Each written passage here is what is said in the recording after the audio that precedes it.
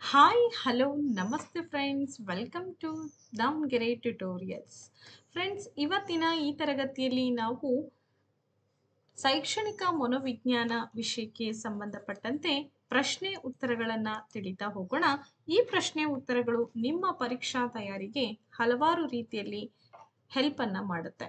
Only T ಅಂತಲ್ಲ, HSTR, GPSTR ಹಾಗೆಯೇ ಮುಂದೆ ಬರ್ತಕ್ಕಂಥ ಶಿಕ್ಷಕ ಒಂದು ಸಂಬಂಧಿತ ಪರೀಕ್ಷೆಗಳಿಗೆ ನಿಮಗೆ ಸಹಾಯ ಆಗುತ್ತೆ. ಹಾಗಾದ್ರೆ ಬನ್ನಿ, ತಡ ಮಾಡೋದು ಬೇಡ, ಕ್ವಿಕ್ ಆಗಿ ನಾವು ಪ್ರಶ್ನೆ ಉತ್ತರಗಳ ಸರಣಿಯನ್ನ ನೋಡ್ತಾ ಹೋಗೋಣ. ಮೊದಲನೇ ಪ್ರಶ್ನೆ ಅಂದ್ರೆ ನಿಮ್ಗೆ 61ನೇ ಪ್ರಶ್ನೆಯಿಂದ ಶುರುವಾಗೋ ಕಾರಣ 61 ಅಂತ ತಗೊಂಡಿದ್ದೀನಿ. ಮಗುವಿನ ವಿಕಾಸಕ್ಕೆ ಕಾರಣ ವಯಸ್ಸು ಮತ್ತು ಅನುಭವ, ವಯಸ್ಸು ಮತ್ತು ಪಕ್ವತೆ, ಪಕ್ವತೆ ಮತ್ತು ಕಲಿಕೆಯ ಅನುಭವ, ಪಕ್ವತೆ ಮತ್ತು ಮೈಕಟ್ಟು. ಇಲ್ಲಿ ಪ್ರಶ್ನೆ ಬಂದ್ಬಿಟ್ಟು ವಿಕಾಸಕ್ಕೆ ಸಂಬಂಧಪಟ್ಟಂತ ಪ್ರಶ್ನೆ.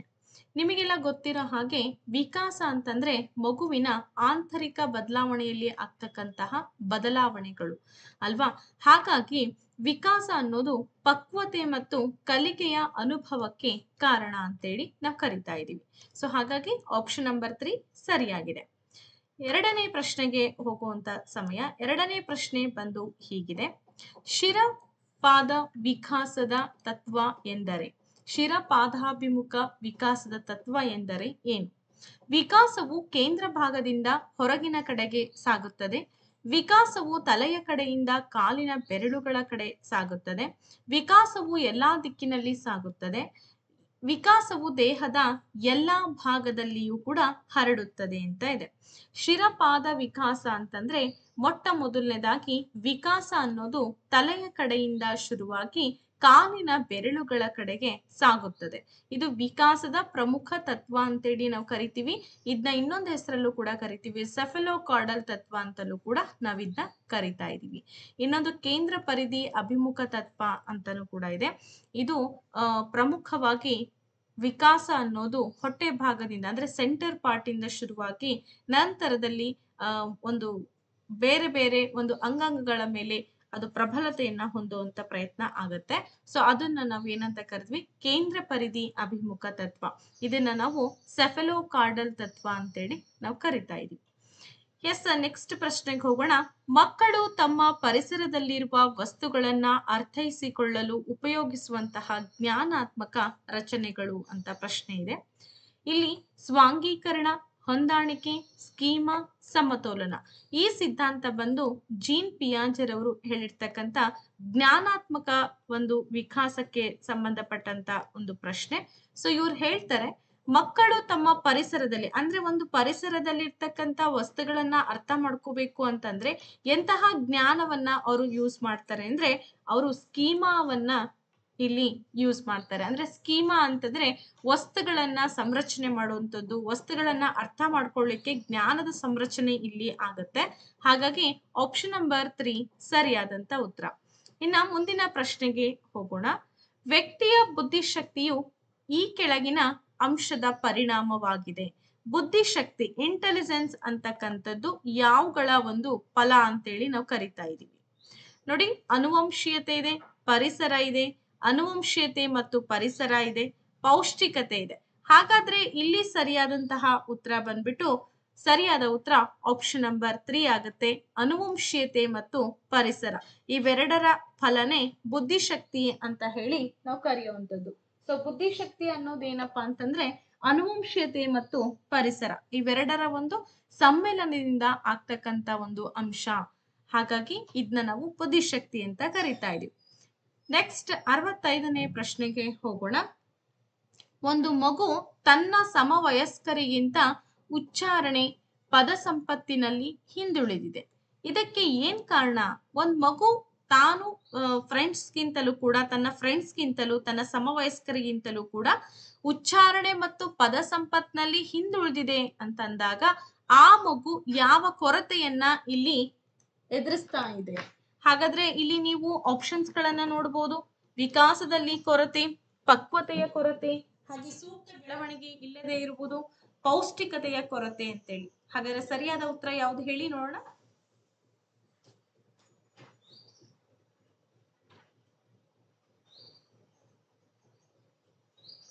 ಹಾಗಾದ್ರೆ ಇಲ್ಲಿ ಸರಿಯಾದಂತಹ ಉತ್ತರ ಬಂದ್ಬಿಟ್ಟು ಪಕ್ವತೆಯ ಕೊರತೆ ಆಗತ್ತೆ. ಸೊ ಹಾಗಾಗಿ ಆಪ್ಷನ್ ನಂಬರ್ 2 ಇಲ್ಲಿ ಸರಿಯಾದಂತ ಉತ್ತರ. ಹೌದಾ?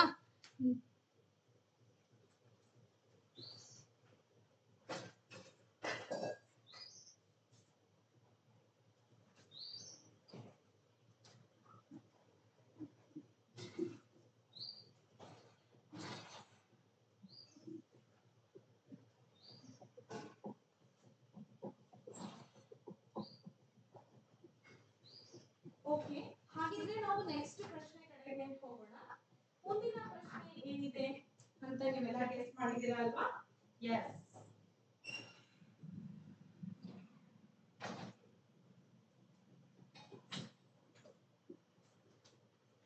ನೋಡಿ ಫ್ರೆಂಡ್ಸ್, 66ನೇ ಪ್ರಶ್ನೆ ಏನಿದೆ ಅಂತ ನೋಡೋಣ. ಸೊ 66ನೇ ಪ್ರಶ್ನೆ ಬಂದ್ಬಿಟ್ಟು ಭೌತಿಕ ವಿಕಾಸದ ಪ್ರಕ್ರಿಯೆಯಲ್ಲಿ ಮೊದಲು ಮಗುವಿನ ನಿಯಂತ್ರಣಕ್ಕೆ ಒಳಪಡ್ತಕ್ಕಂತ ಅಂಶ ಯಾವುದು? ಭೌತಿಕ ವಿಕಾಸ ಅಂತಂದ್ರೆ ನಿಮ್ಗೆಲ್ಲ ಗೊತ್ತೇ ಇದೆ, ಒಂದು ದೈಹಿಕ ವಿಕಾಸ ಅಂತಾನೆ ಹೇಳ್ಬೋದು. ಸೊ ಈ ಒಂದು ಭೌತಿಕ ವಿಕಾಸದ ಪ್ರಕ್ರಿಯೆಯಲ್ಲಿ ಮೊದಲು ಮಗುವಿನ ನಿಯಂತ್ರಣಕ್ಕೆ ಒಳಪಡ್ತಕ್ಕಂತ ಅಂಶ ಅಂದ್ರೆ ಇಲ್ಲಿ ನೋಡಿ, ಶಿರ ಇದೆ, ತೋಳುಗಳು ಇದೆ, ಕಾಲುಗಳು ಮತ್ತೆ ಹಾಗೇನೆ ಹಸ್ತ ಅಂತ ಇದೆ. ಹಾಗಾದ್ರೆ ಇಲ್ಲಿ ಸರಿಯಾದಂತ ಉತ್ತರ ಆಪ್ಷನ್ ನಂಬರ್ 1 ಶಿರ ಅಂದ್ರೆ ತಲೆ ಅಂತೇಳಿ ಕರಿತೀವಿ. ಫಸ್ಟ್ ಭೌತಿಕ ಕ್ರಿಯೆಯಲ್ಲಿ ಮಗು ತನ್ನ ತಲೆಯ ಮೇಲೆ ನಿಯಂತ್ರಣವನ್ನ ಹೊಂದುವಂತ ಸಾಮರ್ಥ್ಯ ಪಡ್ಕೊಳ್ಳುತ್ತೆ. ಅದಾದ್ಮೇಲೆ ತೋಳುಗಳು, ಕಾಲುಗಳ ಮೇಲೆ ನಿಯಂತ್ರಣವನ್ನ ಹೊಂದ್ತಾ ಹೋಗುತ್ತೆ ಅಲ್ವಾ? ಸೊ ಹಾಗಾಗಿ ಆಪ್ಷನ್ ನಂಬರ್ 1 ಸರಿಯಾದಂತ ಉತ್ತರ. ನೆಕ್ಸ್ಟ್ ಕ್ವಶನ್ಗೆ ಹೋಗೋಣ ನಾವು. 67ನೇ ಪ್ರಶ್ನೆ. ಸೊ 67ನೇ ಪ್ರಶ್ನೆ ನಿಮ್ಗೆಲ್ರಿಗೂ ಕೂಡ ಗೊತ್ತಿರೋ ಹಾಗೆ ಬುದ್ಧಿಶಕ್ತಿಗೆ ಸಂಬಂಧಪಟ್ಟಿರ್ತಕ್ಕಂತ ಪ್ರಶ್ನೆ. ನೋಡ್ತಾ ಇದ್ದೀರಲ್ವಾ ಎಲ್ರು ಕೂಡ? ನೋಡಿ, ಒಂದು ಮಗುವಿನ ವಯಸ್ಸು 8 ವರ್ಷ, ಹಾಗೇನೆ ಅವನ ಮಾನಸಿಕ ವಯಸ್ಸು 10 ವರ್ಷ. ಹಾಗಾದ್ರೆ ಅವನ ಬುದ್ಧಿಶಕ್ತಿ ಸೂಚ್ಯಂಕ ಎಷ್ಟು ಅಂತ ಪ್ರಶ್ನೆ ಇದೆ. ಫಸ್ಟ್ ನೀವೇನ್ ಮಾಡ್ಬೇಕು, IQ ಸೂತ್ರವನ್ನ ಕಂಡಿಡ್ಕೋಬೇಕು. IQ equals MA divided by CA into 100 ಅಂತ ಕರಿತೀವಿ. ನಮಗ್ ಬೇಕಾಗಿರೋದಿಲ್ಲಿ IQ ಕಂಡಿಡಿಬೇಕು. IQ ಕಂಡಿಡಿಬೇಕು ಅಂತಂದ್ರೆ ಮಾನಸಿಕ ವಯಸ್ಸು 10 ವರ್ಷ ಇದೆ, ದೈಹಿಕ ವಯಸ್ಸು 8 ವರ್ಷ ಇದೆ, ಇಂಟು 100 ಅನ್ನ ಮಾಡ್ಕೋಬೇಕು. ಸೊ ಇಲ್ಲಿ ಯಾವ್ದು ಉತ್ತರ ಆಗುತ್ತೆ ಅಂದ್ರೆ ಆಪ್ಷನ್ ನಂಬರ್ 4 ಆಗುತ್ತೆ, 125. ಯಾಕೆ ಅಂತಂದ್ರೆ ಆ ಮಗುವಿನ ದೈಹಿಕ ವಯಸ್ಸು ಕಡಿಮೆ ಇದೆ, ಮಾನಸಿಕ ವಯಸ್ಸು ಜಾಸ್ತಿ ಇರೋದ್ರಿಂದ ಆ ಮಗುವಿನ ಬುದ್ಧಿಶಕ್ತಿ ಸೂಚ್ಯಂಕ 125 ಆಗುತ್ತೆ. ಸೊ ಗೊತ್ತಾಯ್ತಾ? ಹಾಗಾದ್ರೆ ಎಸ್, ನೆಕ್ಸ್ಟ್ ಪ್ರಶ್ನೆಗೆ ಹೋಗೋಣ. ನೆಕ್ಸ್ಟ್ ಪ್ರಶ್ನೆ ಹೋಪ್ಸೋ ಎಲ್ಲ ರೆಡಿ ಇದೀರಾ ಅಂತ ಅನ್ಕೊಂಡಿದೀನಿ. 68ನೇ ಪ್ರಶ್ನೆ. ಸಾಮಾಜೀಕರಣ ಪ್ರಕ್ರಿಯೆಯಲ್ಲಿ ಜ್ಞಾನವನ್ನ ಸಹರಚಿಸಲಾಗುವುದು ಎನ್ನುವಂತ ಸಿದ್ಧಾಂತ ಯಾರದ್ದು? ವೈಗೋಟಸ್ಕಿ ಅವರ ಸಿದ್ಧಾಂತ, ಪಿಯಾಜೆ ರವರ ಸಿದ್ಧಾಂತ, ಕೋಲ್ಬರ್ಗ್ ರವರ ಸಿದ್ಧಾಂತ, ಹಾಗೆಯೇ ಬ್ರೂನರ್ ರವರ ಸಿದ್ಧಾಂತ ಅಂತ ಇದೆ. ಸಾಮಾಜೀಕರಣ ಪ್ರಕ್ರಿಯೆಯಲ್ಲಿ ಜ್ಞಾನವನ್ನ ಸಂರಚನೆ ಮಾಡ್ತಕ್ಕಂತ ಒಂದು ಪ್ರಕ್ರಿಯೆ. ಸೊ ಇದನ್ನ ನಮಗೆ ತಿಳಿಸ್ಕೊಟ್ಟಂತಹ ವ್ಯಕ್ತಿ ಯಾರು ಅಂತ ಪ್ರಶ್ನೆ ಇದೆ. ಸೊ ಹೋಪ್ಸೋ ನೀವೆಲ್ಲರೂ ಕೂಡ ಗೆಸ್ ಮಾಡಿರ್ತೀರಾ. ಆಪ್ಷನ್ ನಂಬರ್ 1 ವೈಗೋಟಸ್ಕಿ ಅವರ ಸಿದ್ಧಾಂತ. ಎಸ್, ಯಾಕೆ ಮೇಡಮ್ ವೈಗೋಟಸ್ಕಿ ಅವರ ಸಿದ್ಧಾಂತ ಅಂತಂದ್ರೆ ನೋಡಿ, ಸಾಮಾಜೀಕರಣ ಅಂದ್ರೆ ಮಗು ಸೋಷಲೈಸ್ ಆಗ್ಬೇಕು, ಸಮಾಜಮುಖಿ ಆಗ್ಬೇಕು ಅಂತಂದ್ರೆ ಅದರಲ್ಲಿ ಜ್ಞಾನವನ್ನ ಸಂರಚನೆ ಮಾಡ್ತಾ ಹೋಗುತ್ತೆ, ಭಾಷೆ ಕಲಿಯುತ್ತೆ, ಸಂಸ್ಕೃತಿಯನ್ನ ಕಲಿಯುತ್ತೆ. ಆ ಒಟ್ಟಾರೆಯಾಗಿ ಮಗು ಸಮಾಜಕ್ಕೆ ಮುಖ ಮಾಡ್ಬೇಕು, ಸಮಾಜದ ಜೊತೆಗೆ ಬೆರಿಬೇಕು, ಆಗ್ಲೇನೆ ಇವೆಲ್ಲವನ್ನ ಕಲಿಯಕ್ ಸಾಧ್ಯ ಅಂತ ವೈಗೋಟಸ್ಕಿ ಅವ್ರು ಹೇಳ್ತಾರೆ. ಇನ್ನು ಜೀನ್ ಪಿಯಾಜೆ ಅವರ ಸಿದ್ಧಾಂತ ಅಂದ್ರೆ ಜ್ಞಾನಾತ್ಮಕ ಕಲಿಕಾ ಸಿದ್ಧಾಂತ ಅಲ್ವಾ? ಕೋಲ್ಬರ್ಗ್ ರವ್ರದ್ದು ನೈತಿಕ ವಿಕಾಸ ಸಿದ್ಧಾಂತ ಅಂತ ಕರಿತೀವಿ. ಬ್ರೂನರ್ ಅವರು ಕೂಡ ನೈತಿಕ ವಿಕಾಸ ಸಿದ್ಧಾಂತದ ಬಗ್ಗೆ ಹೇಳಿದ್ದಾರೆ, ಸಂಜ್ಞಾತ್ಮಕ ಕಲಿಕಾ ಸಿದ್ಧಾಂತದ ಬಗ್ಗೆನೂ ಕೂಡ ಅವರು ಹೇಳಿದ್ದಾರೆ ಅಲ್ವಾ? ನೆಕ್ಸ್ಟ್ ಹೋಗೋಣ ಮುಂದಿನ ಕ್ವೆಶನ್. 69ನೇ ಪ್ರಶ್ನೆ. ಪಿಯಾಜೆ ರವರ ಪ್ರಕಾರ ಜ್ಞಾನ ವಲಯದ ವಿಕಾಸ ಗರಿಷ್ಠ ಮಟ್ಟದಲ್ಲಿ ಆಗುವಂತಹ ಹಂತ ಬಾಲ್ಯಾವಸ್ಥೆ, ಕಿಶೋರಾವಸ್ಥೆ, ಪ್ರೌಢಾವಸ್ಥೆ, ವೃದ್ಧಾಪ್ಯ ಅಂತ ಇದೆ. ಹಾಗೇನೆ ಫ್ರೆಂಡ್ಸ್, ನೀವ್ಯಾರಾದ್ರೂ ಆನ್ಲೈನ್ ಪೇಡ್ ತರಗತಿಗಳನ್ನ ಜಾಯಿನ್ ಆಗ್ಬೇಕು ಅಂತ ಬಯಸ್ತಾ ಇದ್ದೀರಾ, ಹೊಸ ವಿದ್ಯಾರ್ಥಿಗಳು ಇದ್ದೀರಾ ಅಂತಂದ್ರೆ ನೀವು ನಮ್ಮ ನಂಬರ್ ಅನ್ನ ಕಾಂಟ್ಯಾಕ್ಟ್ ಮಾಡ್ಬೋದು. ನಿಮಗೆ ಸಂಬಂಧಪಟ್ಟಂತೆ ವಿಡಿಯೋಸ್ಗಳು ಹಾಗೇನೆ ನೋಟ್ಸ್ಗಳು ಇವೆಲ್ಲವೂ ಕೂಡ ನಿಮ್ಗೆ ಸಿಗುವಂತ ಒಂದು ಅಂಶ ನಮ್ಮಲ್ಲಿ ಸಿಗುತ್ತೆ. ಹಾಗಾಗಿ ಯಾವ ನಂಬರ್ನ ಕಾಂಟ್ಯಾಕ್ಟ್ ಮಾಡ್ಬೇಕು ಮೇಡಮ್? TET ಜಾಯಿನ್ ಆಗಬೇಕು ಅಂತಂದ್ರೆ 82176704 ಹಾಗೇನೆ 05 ನಂಬರ್ನ ಕಾಂಟ್ಯಾಕ್ಟ್ ಮಾಡಬೇಕು. 6361153623 ನಂಬರ್ನು ಕೂಡ ನೀವು ಕಾಂಟ್ಯಾಕ್ಟ್ ಮಾಡ್ಬೋದು. ಎಸ್, ಇಲ್ಲಿ ನೀವು ಗೆಸ್ ಮಾಡಿದಿರಾ ಉತ್ತರನ. ಆಪ್ಷನ್ ನಂಬರ್ 2 ಕಿಶೋರಾವಸ್ಥೆ, ಅಡಲೋಸೆನ್ಸ್ ಪೀರಿಯಡ್, ಅಥವಾ ಇದನ್ನ ನಾವು ತಾರುಣ್ಯಾವಸ್ಥೆ ಅಂತಲೂ ಕೂಡ ಕರಿಬಹುದಲ್ವಾ. ಸೊ ಹಾಗಾಗಿ ಆಪ್ಷನ್ ನಂಬರ್ 2 ಸರಿಯಾಗಿದೆ. ಇನ್ನ ಮುಂದಿನ ಪ್ರಶ್ನೆಗೆ ಹೋಗೋಣ. ವಸ್ತುಗಳ ಶಾಶ್ವತತೆ ಸನ್ನಿವೇಶವನ್ನ ಈ ಕೆಳಕಂಡ ಪಿಯಾಜೆಯವರು ಜ್ಞಾನಾತ್ಮಕ ಬೆಳವಣಿಗೆಯಲ್ಲಿ ಕಾಣಬಹುದು ಅಂತ ಹೇಳಿದ್ದಾರೆ. ಹಾಗಾದ್ರೆ ವಸ್ತುಗಳ ಶಾಶ್ವತತೆ ಅಂತಕ್ಕಂಥ ಸನ್ನಿವೇಶವನ್ನ ಯಾವ ಒಂದು ಜ್ಞಾನಾತ್ಮಕ ಬೆಳವಣಿಗೆಯಲ್ಲಿ ಕಾಣ್ಬೋದು? ಪೂರ್ವ ಕಾರ್ಯ ಹಂತ, ಸಂವೇದನಾ ಗತಿ ಹಂತ, ಔಪಚಾರಿಕ ಕಾರ್ಯಗಳ ಹಂತ, ಮೂರ್ತ ಕಾರ್ಯಗಳ ಹಂತ ಅಂತ ಇದೆ. ಸೊ ಇಲ್ಲಿ ಯಾವ್ದಾಗುತ್ತೆ ಸರಿಯಾದ ಉತ್ತರ?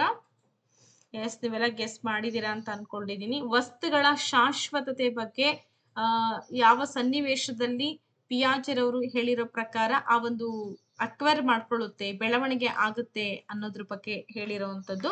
ಸೊ ಇಲ್ಲಿ ಆಪ್ಷನ್ ನಂಬರ್ 2 ಸಂವೇದನಾ ಗತಿ ಹಂತ 0 to 2 years ಅಲ್ಲಿ ಮಕ್ಕಳಿಗೆ ವಸ್ತುಗಳ ಶಾಶ್ವತತೆ ಬಗ್ಗೆ, ಇರುವಿಕೆ ಬಗ್ಗೆ ಗೊತ್ತಾಗ್ತಾ ಹೋಗುತ್ತೆ ಅಂತ ಹೇಳ್ತಾರೆ. ಇನ್ನು ಪೂರ್ವ ಕಾರ್ಯಗಳ ಹಂತ 2 ರಿಂದ 7 ವರ್ಷ, ಹಾಗೆ ಔಪಚಾರಿಕ ಕಾರ್ಯಗಳ ಹಂತ 11 ವರ್ಷದ ಮೇಲ್ಪಟ್ಟಂತ ಮಕ್ಕಳಲ್ಲಿ ಕಂಡುಬರುತ್ತೆ. ಮೂರ್ತ ಕಾರ್ಯಗಳ ಹಂತ 7 ರಿಂದ 11 ವರ್ಷ. ಸರಿನಾ? ಇದನ್ನ ನೀವು ಅನುಕ್ರಮವಾಗಿ ಜೋಡಿಸ್ಲಿಕ್ಕೂ ಕೂಡ ಎಕ್ಸಾಮ್ ಅಲ್ಲಿ ಕೊಡ್ತಾರೆ. ಹಸುಳೆತನದ ಅವಧಿ ಏನು? ಜನನದಿಂದ 3 ವರ್ಷಗಳು, 3 ವರ್ಷಗಳಿಂದ 6 ವರ್ಷಗಳು, 6 ವರ್ಷಗಳಿಂದ 8 ವರ್ಷಗಳು, ಗರ್ಭಾವಸ್ಥೆಯಿಂದ ಜನನದವರೆಗೆ ಅಂತ ಇದೆ.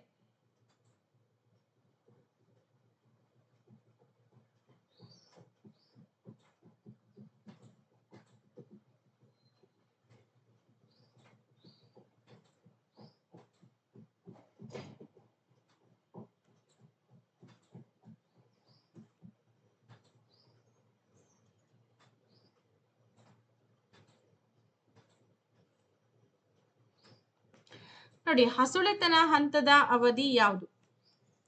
ಇಲ್ಲಿ ಜನನದಿಂದ 3 ವರ್ಷಗಳವರೆಗೆ ಏನಿದೆ ಇದನ್ನ ನಾವು ಹಸುಳೆತನದ ಹಂತ ಅಂತೇಳಿ ಕರಿತಾ ಇದೀವಿ. ನೆಕ್ಸ್ಟ್ 72ನೇ ಪ್ರಶ್ನೆಗೆ ಹೋಗೋಣ. ಪರೀಕ್ಷೆಯಲ್ಲಿ ಗಳಿಸಿರುವಂತಹ ಅಂಕಗಳು ಸೂಚಿಸುವಂತಹ ಅಂಶ: ಸ್ಮೃತಿ, ಸಾಧನೆ, ಬುದ್ಧಿಶಕ್ತಿ, ಸೃಜನಶೀಲತೆ. ಹಾಗಾದ್ರೆ ಪರೀಕ್ಷೆಯಲ್ಲಿ ಗಳಿಸಿರುವಂತಹ ಅಂಕಗಳು ಏನನ್ನ ಸೂಚಿಸುತ್ತೆ? ಸ್ಮೃತಿಯನ್ನ ಸೂಚಿಸುತ್ತೋ, ಅಥವಾ ಆ ಮಗು ಮಾಡಿರುವಂತ ಸಾಧನೆ ಅಂತ ಹೇಳ್ಬೋದು, ಅಥವಾ ಅದನ್ನ ಬುದ್ಧಿಶಕ್ತಿ ಅಂತ ಕರಿಬಹುದು, ಅಥವಾ ಸೃಜನಶೀಲತೆ ಅಂತ ಕರಿಬಹುದು, ಏನಂತ ಕರಿಬಹುದು ನಾವು? ಓಕೆ, ಅದನ್ನ ನಾವು ಸಾಧನೆ, ಅಚೀವ್ಮೆಂಟ್ ಅಂತ ಹೇಳಿ ನಾವು ಅದನ್ನ ಕರಿತಾ ಇದೀವಿ. ಹೇಗೆ ಅಂತಂದ್ರೆ, ಮಗು ಯಾವುದೇ ಒಂದು ಪರೀಕ್ಷೆಯಲ್ಲಿ ತನಗೆ ಬೇಕಾಗಿರ್ತಕ್ಕಂಥ ಅಂಕಗಳು ತಾನು ಸಾಧನೆ ಮಾಡಿ ವರ್ಷವಿಡೀ ಸ್ಟಡಿ ಮಾಡಿಕೊಂಡು ಅದಕ್ಕೆ ಸಂಬಂಧಪಟ್ಟಂತೆ ಅಂಕಗಳನ್ನ ತಗೊಂಡಿದೆ ಅಂತಂದ್ರೆ ಅದನ್ನ ನಾವು ಆ ಮಗುವಿನ ಸಾಧನೆ ಅಂತೇಳಿ ಗುರುತಿಸ್ತೀವಿ. ಸ್ಮೃತಿ ಅಂತಂದ್ರೆ ಮೆಮೊರಿ ಅಥವಾ ನೆನಪಿನಲ್ಲಿ ಇಟ್ಕೊಳ್ಳುವಂತ ಶಕ್ತಿ. ಬುದ್ಧಿಶಕ್ತಿ ಅಂದ್ರೆ ಇಂಟೆಲಿಜೆನ್ಸ್ ಅಂತ ಕರಿತೀವಿ. ಸೃಜನಶೀಲತೆ ಅಂತಂದ್ರೆ ಹೊಸದನ್ನ ಕಂಡಿಡ್ಕೊಳ್ಳುವಂತ ಒಂದು ಪ್ರಯತ್ನವನ್ನ ಮಾಡ್ತಾ ಹೋಗುತ್ತಲ್ವಾ, ಅದಕ್ಕೆ ನಾವು ಕ್ರಿಯೇಟಿವಿಟಿ ಅಂತೇಳಿ ಕರಿತಾ ಇದೀವಿ. 73ನೇ ಪ್ರಶ್ನೆಗೆ ಹೋಗೋಣ. ವಿದ್ಯಾರ್ಥಿಗಳ ಕಲಿಕೆಯ ಕಠಿಣತೆಯನ್ನ ಕಂಡುಹಿಡಿಯುವಂತಹ ಪರೀಕ್ಷೆ: ಸಾಧನಾ ಪರೀಕ್ಷೆ, ನೈದಾನಿಕ ಪರೀಕ್ಷೆ, ವೈದ್ಯಕೀಯ ಪರೀಕ್ಷೆ, ಸೃಜನಶೀಲತೆ ಅಂತ ಇದೆ. ಹಾಗಾದ್ರೆ ವಿದ್ಯಾರ್ಥಿಗಳಲ್ಲಿ ಕಲಿಕೆಯನ್ನ ಮಾಡ್ತಾ ಇದ್ದಾರೆ, ಆ ಕಲಿಕೆಯಲ್ಲಿ ತುಂಬಾ ಕಠಿಣತೆ ಇದೆ ಅಂತಂದ್ರೆ ಅದನ್ನ ಒಂದು ಪರೀಕ್ಷೆ ಮೂಲಕ ನಾವು ಕಂಡುಹಿಡಿತೀವಿ. ಸೊ ಎಸ್, ನೀವೆಲ್ಲರೂ ಕೂಡ ಗೆಸ್ ಮಾಡಿದಿರಾ ಅಂತ ಅನ್ಕೊಳ್ತೀನಿ. ಸರಿಯಾಗಿದೆ ಆಪ್ಷನ್ ನಂಬರ್ 2 ನೈದಾನಿಕ ಪರೀಕ್ಷೆ. ನೈದಾನಿಕ ಪರೀಕ್ಷೆ ಅಂತಂದ್ರೆ ನಿಮ್ಗೆಲ್ಲ ಗೊತ್ತೇ ಇದೆ. ಸೊ ಈ ನೈದಾನಿಕ ಪರೀಕ್ಷೆಯಲ್ಲಿ ಏನ್ ಮಾಡ್ತೀವಪ್ಪ ಅಂತಂದ್ರೆ ಮಕ್ಕಳಿಗೆ ಆ ಒಂದೇ ಕಲಿಕೆಗೆ ಸಂಬಂಧಪಟ್ಟಂತೆ ಏನೇ ಸಮಸ್ಯೆಗಳಿದ್ರು ಕೂಡ ನಾವು ಕಂಡುಹಿಡಿಬಹುದು. ನೆಕ್ಸ್ಟ್ 74ನೇ ಪ್ರಶ್ನೆಗೆ ಹೋಗೋಣ. ಈ ಕೆಳಗಿನವುಗಳಲ್ಲಿ ಒಂದು ಪೂರ್ವ ವಾಕ್ ಶಕ್ತಿಯ ಸಂವಹನವಲ್ಲ. ಅಂದ್ರೆ ಮಾತಿಗಿಂತಲೂ ಮುಂಚೆ ಇರ್ತಕ್ಕಂಥ ವಾಕ್ ಶಕ್ತಿ ಸಂವಹನ ಅಲ್ಲ ಅಂತ ಹೇಳಿ ಹೇಳ್ತಿದ್ದಾರೆ. ಅಳುವುದು, ತೊದಲುವುದು, ಹಾವಭಾವ, ವಾಕ್ಯಗಳು ಅಂತ ಇದೆ. ಅಂದ್ರೆ ಮಗುವಿಗೆ ಮಾತು ಬರೋದ್ಕಿಂತ ಮುಂಚೆ ಇರ್ತಕ್ಕಂಥ ಸಂವಹನ ಪ್ರಕ್ರಿಯೆ ಬಗ್ಗೆ ಕೇಳ್ತಿದ್ದಾರೆ. ಮಗು ಮಾತು ಬರೋಕ್ಕಿಂತ ಮುಂಚೆ ತನ್ನ ಅಭಿಪ್ರಾಯಗಳನ್ನ ಅಳೋದ್ರ ಮೂಲಕ ವ್ಯಕ್ತಪಡಿಸುತ್ತೆ, ತೊದಲು ಮಾತಾಡತ್ತೆ, ಹಾವಭಾವಗಳನ್ನ ವ್ಯಕ್ತಪಡಿಸುತ್ತೆ. ಆದ್ರೆ ಆ ಮಗುವಿಗೆ ವಾಕ್ ಶಕ್ತಿ ಸಂವಹನ ಇರಲ್ಲ ಅಲ್ವಾ? ಮಾತಾಡಕ್ಕಾಗುತ್ತಾ ಮಗುವಿಗೆ? ಇಲ್ಲ. ಮಾತು ಬರೋದ್ಕಿಂತ ಮಕ್ಕಳಿಗೆ ಮಾತಾಡಕ್ಕೆ ಬರಲ್ಲ. ತಮ್ಮ ಅಭಿಪ್ರಾಯಗಳನ್ನ ತಮ್ಮ ಭಾವನೆಗಳನ್ನ ವ್ಯಕ್ತಪಡಿಸ್ಬೇಕಂದ್ರೆ ಮಕ್ಕಳು ಏನ್ ಮಾಡ್ತಾರೆ, ಅಳ್ತಾರೆ, ತೊದಲ್ತಾರೆ. ಇದ್ರ ಮೂಲಕ ತಿಳಿಸ್ಕೊಡೋ ಪ್ರಯತ್ನವನ್ನ ಮಾಡ್ತಾರೆ. ಇನ್ನು ವಿದ್ಯಾರ್ಥಿಯ ಶೈಕ್ಷಣಿಕ ಸಾಧನೆಯನ್ನ ಅಳತೆ ಮಾಡಬಹುದಾದಂತ ಪರೀಕ್ಷೆ ಯಾವುದು? ವಿದ್ಯಾರ್ಥಿಯ ಶೈಕ್ಷಣಿಕ ಸಾಧನೆಯನ್ನ ನಾವು ಯಾವ ಪರೀಕ್ಷೆ ಮೂಲಕ ಅಳತೆ ಮಾಡಬಹುದು ಅಂತಂದ್ರೆ ಸರಿಯಾದ ಉತ್ತರ ಆಪ್ಷನ್ ನಂಬರ್ 1 ಸಾಧನಾ ಪರೀಕ್ಷೆ, ಅಚೀವ್ಮೆಂಟ್ ಟೆಸ್ಟ್ ಅಂತ ಕರಿತೀವಿ. ಮಗು ಒಂದು ವರ್ಷದಲ್ಲಿ ಏನೆಲ್ಲಾ ಸಾಧನೆ ಮಾಡಿದೆ ಅನ್ನೋದನ್ನ ನಾವು ಸಾಧನಾ ಪರೀಕ್ಷೆ ಮೂಲಕ ತಿಳ್ಕೊಳ್ಳೋದು. ನೆಕ್ಸ್ಟ್ ಹೋಗೋಣ 76ನೇ ಪ್ರಶ್ನೆ. ವಿಶ್ವ ಆರೋಗ್ಯ ಸಂಘಟನೆ 1980 ಇವರ ಪ್ರಕಾರ ಅಶಕ್ತ ಎಂದರೆ ಕೆಳಮಟ್ಟದ ಸಾಧನೆ, ಒಬ್ಬ ವ್ಯಕ್ತಿ ಅನುಭವಿಸುವಂತ ಅನಾನುಕೂಲತೆಗಳು, ದೇಹದ ರಚನೆ ಮತ್ತು ಕಾರ್ಯಗಳಲ್ಲಿ ಅಸಾಧಾರಣತೆ, ದೃಷ್ಟಿದೋಷ ಅಂತ ಇದೆ. ಎಸ್, ವಿಶ್ವ ಆರೋಗ್ಯ ಸಂಘಟನೆ ಹೇಳೋ ಪ್ರಕಾರ ಅಶಕ್ತರು ಅಂತಂದ್ರೆ ಆಪ್ಷನ್ ನಂಬರ್ 3 ಸರಿಯಾಗತ್ತೆ.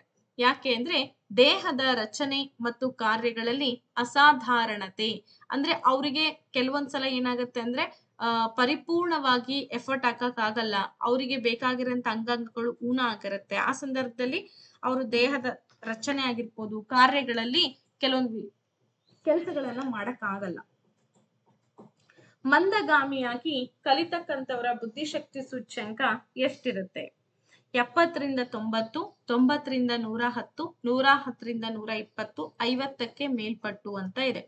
ನೀವೆಲ್ಲ ನೋಡ್ಕೋಬಹುದು. ಇಲ್ಲಿ 110ರಿಂದ 120 ಇದು ಬುದ್ಧಿವಂತ ಮಕ್ಕಳು ಅಥವಾ ಪ್ರತಿಭಾವಂತರು ಅಂತ ಕರಿತೀವಿ.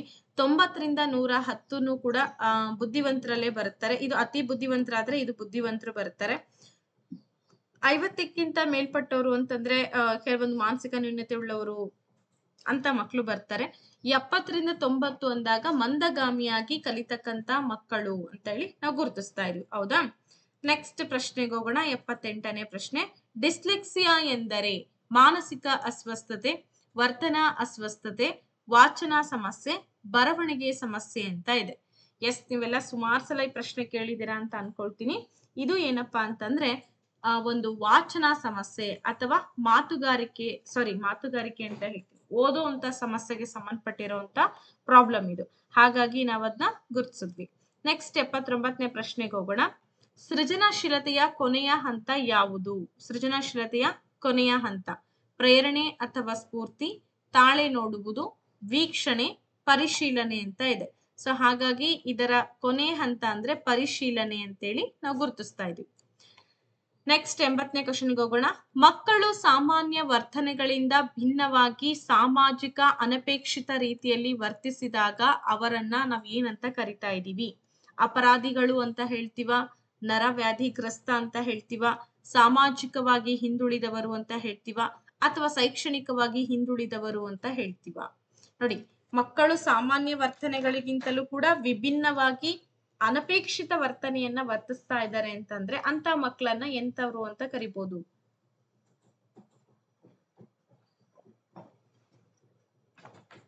ಎಸ್, ನೀವೆಲ್ಲ ಗೆಸ್ ಮಾಡಿದೀರಾ ಅನ್ಕೊಳ್ತೀನಿ.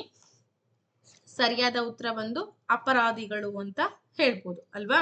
S, very good. ಯಾಕಂದ್ರೆ ಆ ಮಕ್ಕಳು ಸಮಸ್ಥಿತಿಯಲ್ಲಿ ವರ್ತಿಸ್ತಾ ಇಲ್ಲ. ಒಂದು ಮಗು 15 ಸೇಬು ಹಣ್ಣಿನ ಬುಟ್ಟಿಯಿಂದ 8 ಸೇಬು ಹಣ್ಣುಗಳನ್ನ ತೆಗೆದ ನಂತರ 7 ಹಣ್ಣುಗಳು ಉಳಿದಿವೆ ಎಂದು ಅರ್ಥೈಸಿಕೊಳ್ಳುವುದು. ಹಾಗಾದ್ರೆ ಇದು ಇದರ ಉದಾಹರಣೆ. ಯಾವುದರ ಉದಾಹರಣೆ ಇದು? ಪಾರ್ಶ್ವ ವರ್ಗಾವಣೆ, ಅನುಕ್ರಮ ವರ್ಗಾವಣೆ, ಸಮತಲ ವರ್ಗಾವಣೆ, ಲಂಬ ವರ್ಗಾವಣೆ ಅಂತ ಇದೆ. ಸೊ ಇಲ್ಲಿ ಏನಾಗುತ್ತೆ ಅಂದ್ರೆ ಪಾರ್ಶ್ವ ವರ್ಗಾವಣೆ ಅಂತ ಕರಿತೀವಿ. ಪಾರ್ಶ್ವ ವರ್ಗಾವಣೆ ಅಂತಂದ್ರೆ 15 ಸೇಬು ಹಣ್ಣಿನ ಬುಟ್ಟಿಯಿಂದ ಮಗು ಏನ್ ಮಾಡುತ್ತೆ, 8 ಸೇಬು ಹಣ್ಣುಗಳನ್ನ ತೆಗೆದ್ಬಿಟ್ಟು 7 ಹಣ್ಣುಗಳು ಉಳಿದಿದೆ ಅಂತ ಹೇಳಿ ಅರ್ಥ ಮಾಡ್ಕೊಳ್ಳುವಂತ ಒಂದು ಕೆಪಾಸಿಟಿಯನ್ನ ಮಗು ಬೆಳೆಸ್ಕೊಂಡಿದೆ ಅಂತಂದ್ರೆ ಅಲ್ಲಿ ಕಲಿಕೆ ಪಾರ್ಶ್ವವಾಗಿ ಆಗಿದೆ ಅಂತ ನಾವು ಹೇಳ್ಬೋದು. ಹಾಗಾಗಿ ಅದನ್ನ ಆಪ್ಷನ್ ನಂಬರ್ 1 ಪಾರ್ಶ್ವ ವರ್ಗಾವಣೆ ಅಂತ ಕರೆದ್ವಿ. ಈ ಕೆಳಗಿನವುಗಳಲ್ಲಿ ಜೈವಿಕ ಅಗತ್ಯತೆ ಇಲ್ಲದಿರುವುದು: ಆಹಾರದ ಅಗತ್ಯತೆ, ವಿರಾಮದ ಅಗತ್ಯತೆ, ನಿದ್ದೆಯ ಅಗತ್ಯತೆ, ಭದ್ರತೆಯ ಅಗತ್ಯತೆ ಅಂತ ಇದೆ. ಜೈವಿಕ ಅಗತ್ಯತೆ ಅಲ್ಲದೆ ಇರ್ತಕ್ಕಂತ ಅಂಶವನ್ನ ನೀವು ಗುರುತಿಸ್ಬೇಕಾಗತ್ತೆ. ಓಕೆ, ಹಾಗಾದ್ರೆ ಇಲ್ಲಿ ಭದ್ರತೆ ಹಕ್ಕು ಏನಿದೆ ಇದು ಜೈವಿಕ ಅಗತ್ಯತೆಗೆ ಸಂಬಂಧಪಟ್ಟಿದ್ದಲ್ಲ. ಆಹಾರ, ವಿರಾಮ, ನಿದ್ದೆ ಇವೆಲ್ಲವೂ ಕೂಡ ನಮ್ಮ ದೇಹಕ್ಕೆ ಸಂಬಂಧಪಟ್ಟಿರ್ತಕ್ಕಂಥ ಅಗತ್ಯತೆಗಳು. ಹಾಗಾದ್ರೆ ಭದ್ರತೆ ಅಲ್ಲ. ಸೊ ಹಾಗಾಗಿ ಅದನ್ನ ನಾವು ತೆಗೆದ್ಬಿಡ್ಬೋದು. ಕ್ರಿಯಾಜನ್ಯ ವರ್ತನೆಯನ್ನ ಧನಾತ್ಮಕ ಪ್ರಚೋದನೆಯ ಮೂಲಕ ದೃಢಗೊಳಿಸಬಹುದು, ಆದರೆ ಋಣಾತ್ಮಕ ಪುನರ್ಬಲನವು ಅದನ್ನ ದುರ್ಬಲಗೊಳಿಸುತ್ತದೆ. ಹೀಗೆ ಹೇಳ್ದವ್ರು ಯಾರು ಅಂತ ಪ್ರಶ್ನೆ ಇದೆ. ಎಸ್, ನೀವೆಲ್ಲರೂ ಕೂಡ ಗೆಸ್ ಮಾಡಿರ್ತೀರಾ. ಸ್ಕಿನ್ನರ್ ಅವರು ಸರಿಯಾದಂತ ಉತ್ತರ. ಯಾಕೆಂದ್ರೆ ಅವರು ಕ್ರಿಯಾಜನ್ಯ ಅನುಬಂಧನ ಕಲಿಕಾ ಸಿದ್ಧಾಂತದ ಬಗ್ಗೆ ಹೇಳ್ತಾರೆ. ಅಂದ್ರೆ ಧನಾತ್ಮಕ ಪ್ರಚೋದನೆ ಮೂಲಕ ದೃಢಗೊಳಿಸುತ್ತೆ, ಆದ್ರೆ ಋಣಾತ್ಮಕ ನಾವು ಪುನರ್ಬಲನ ಕೊಟ್ವಿ ಅಥವಾ ನೆಗೆಟಿವ್ ಪಾಯಿಂಟ್ ಅನ್ನ ಮಕ್ಕಳಿಗೆ ತಿಳಿಸ್ಕೊಟ್ವಿ, ನೆಗೆಟಿವ್ ರೀಇನ್ಫೋರ್ಸ್ಮೆಂಟ್ ಕೊಟ್ವಿ ಅಂದ್ರೆ ಮಕ್ಕಳ ಪುನರ್ಬಲನ ದುರ್ಬಲಗೊಳ್ಳುತ್ತೆ, ಅವ್ರು ಏನನ್ನ ಹೇಳಕ್ಕೂ ಕೂಡ ಅವರು ಆ ಒಂದು ಮನಸ್ಥಿತಿಯನ್ನ ಹೊಂದೋದಿಲ್ಲ ಅಂತ ಹೇಳ್ತಾರೆ. ಇನ್ನ ಪೌಲೋರ್ ಅವ್ರದ್ದು ಸಾಂಪ್ರದಾಯಿಕ ಅನುಬಂಧನ ಕಲಿಕಾ ಸಿದ್ಧಾಂತ ಅಂತೇಳಿ ಕರಿತೀವಿ. ಬಂಡೂರರ್ ಅವ್ರದ್ದು ಯಾವ್ದಿದೆ ಅಂತಂದ್ರೆ ಮಾದರಿ ನಿರ್ಮಾಣ ಕಲಿಕೆ ಅಂತ ಕರಿತೀವಿ. ಹಾಗೇನೆ ಥಾಂಡೈಕ್ ಅವ್ರದ್ದು ಪ್ರಯತ್ನ ಪ್ರಮಾದ ದೋಷ ಕಲಿಕಾ ಸಿದ್ಧಾಂತ ಅಂತೇಳಿ ಕರಿತಾ ಇದೀವಿ. ಸೊ ಇವರೆಲ್ಲರೂ ಕೂಡ ಈ ಎಲ್ಲಾ ಸಿದ್ಧಾಂತಗಳನ್ನ ಮಂಡನೆ ಮಾಡಿದ್ದಾರೆ. 84ನೇ ಪ್ರಶ್ನೆ, ಈ ಕೆಳಗಿನವುಗಳಲ್ಲಿ ಒಂದು ತರಗತಿಯ ಪ್ರೇರಣಾ ತಂತ್ರವಲ್ಲದಿರುವುದು ಅಂತ ಇದೆ. ಅಂದ್ರೆ ತರಗತಿಗೋಸ್ಕರ ಪ್ರೇರಣೆ ಕೊಡದೇ ಇರ್ತಕ್ಕಂಥ ಅಂಶ ಯಾವುದು ಅಂತ ಪ್ರಶ್ನೆ ಇದೆ. ಶಿಕ್ಷಕ ಕೇಂದ್ರಿತ ಮಾರ್ಗ, ಮಗು ಕೇಂದ್ರಿತ ಮಾರ್ಗ, ಸ್ಪರ್ಧೆ ಮತ್ತು ಸಹಕಾರ, ಬಹುಮಾನ ಮತ್ತು ಶಿಕ್ಷೆ ಅಂತ ಇದೆ. ಸೊ ಹಾಗಾದ್ರೆ ಮಕ್ಕಳಿಗೆ ಪ್ರೇರಣಾ ತಂತ್ರ ಅಲ್ಲದೆ ಇರೋದನ್ನ ನಾವು ಗುರುತಿಸ್ಬೇಕು. ಯಾವುದು ಪ್ರೇರಣೆ ಕೊಡದೇ ಇರ್ತಕ್ಕಂಥ ತಂತ್ರ ಯಾವುದು ಅಂತ ಪ್ರಶ್ನೆ ಇದೆ.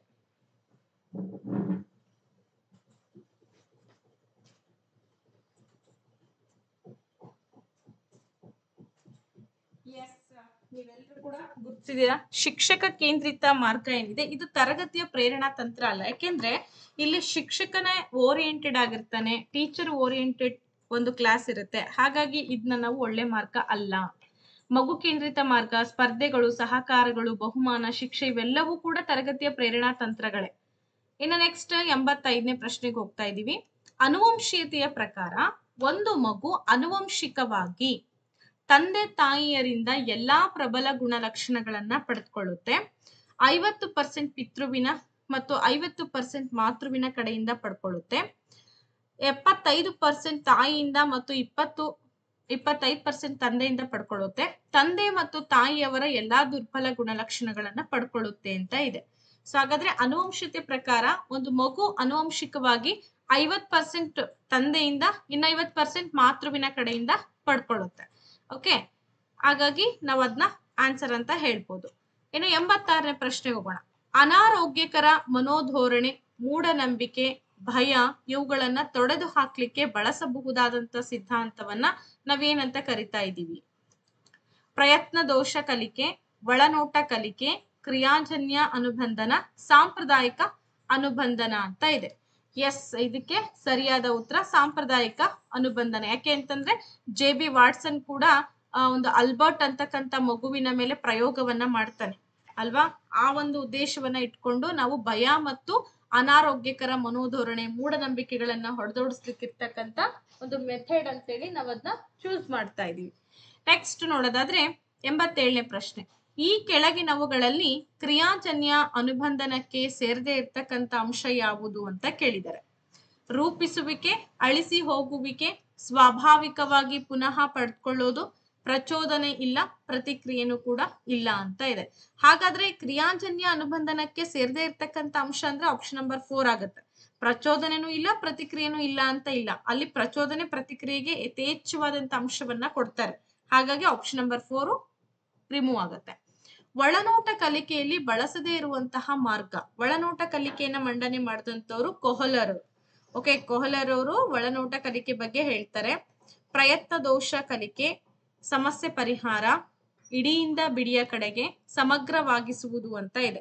ಇಲ್ಲಿ ಸರಿಯಾದಂತ ಉತ್ತರ ಏನಾಗುತ್ತೆ ಅಂತಂದ್ರೆ ಪ್ರಯತ್ನ ದೋಷ ಕಲಿಕೆಯನ್ನ ಅವರು ಅವರ ಒಂದು ಸಿದ್ಧಾಂತದಲ್ಲಿ ಬಳಕೆ ಮಾಡಲ್ಲ.